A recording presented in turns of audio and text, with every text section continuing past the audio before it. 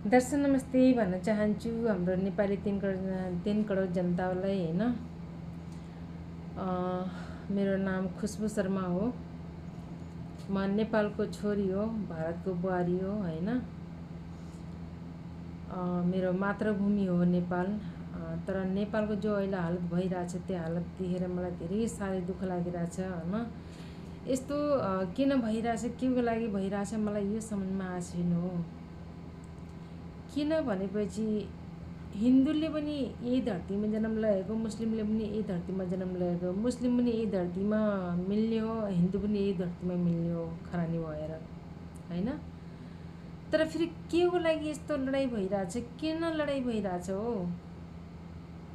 यो जिन्दगीको कोही भरोसा छैन, कतिखेर कहाँनिर के हुने हो। मान्छेको भनेपछि कि एक पलबाट किम्ती छ मान्छेको। त्यो पललाई एक दुसरेमा खुसी दिएर, एक दुसरेमा राम्रोसित मिलेर, हिन्दू मुस्लिम हैन, सबै हामी धरतीमाको बच्चा हौँ अनि सबले मिलिजुलेर रहेपछि राम्रो हुन्छ कि। त्यस्तरी तेरो मेरो भनेर लडाइँ झगडा गरेर हिन्दू मुस्लिम भनेर काटाकाट मारामार भइरहेछ। यो रिसले नि आफूलाई बिगाड्छ कि अरूलाई बिगाड्दैन कसैलाई। यतिको ख्याल राख्नु। किन भनेपछि रिसले जो मान्छेलाई कन्ट्रोलमा गर्छ नि त्यो मान्छे सफल हुन्छ, जो मान्छेले रिसलाई कन्ट्रोल गर्न सक्दैन नि त्यो मान्छे हमेसा बर्बाद हुन्छ। बुझ्नुभयो हजुर तपाईहरुले।